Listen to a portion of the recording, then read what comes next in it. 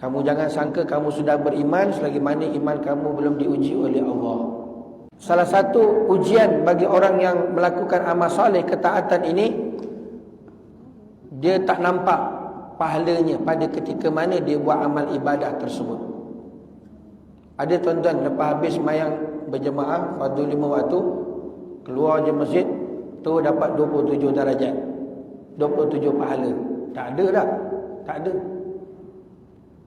Kalau dizahirkan tuan-tuan, keluar saja satu solat fardu 5 waktu sembahyang berjemaah, dizahirkan RM27. Itu satu waktu RM27.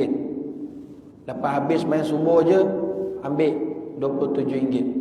Lepas habis zuhur je ambil RM27. Lepas habis asar ambil RM27. Begitulah seterusnya. Satu hari berapa kali tuan-tuan dapat duit? Dah 100 lebih dah. Pencen nyawit, pencen nori. Hak nak main datang semayang berjemaah je tuan-tuan. Itu jika dizahirkan pahalanya nisbah dari segi duit. Tetapi Allah Ta'ala uji.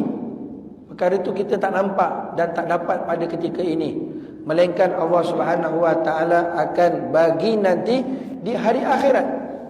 Sekalian pahala amal ibadah yang kita kerjakan, semua nanti kita akan ambil nanti di hari akhirat.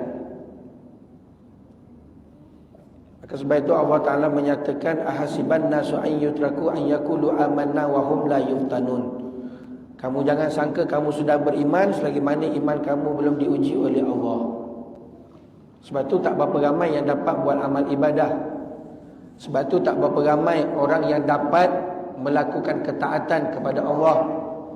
Sebab itu tak berapa ramai orang yang dapat melakukan kebajikan, buat amal saleh kepada Allah. Tak ramai.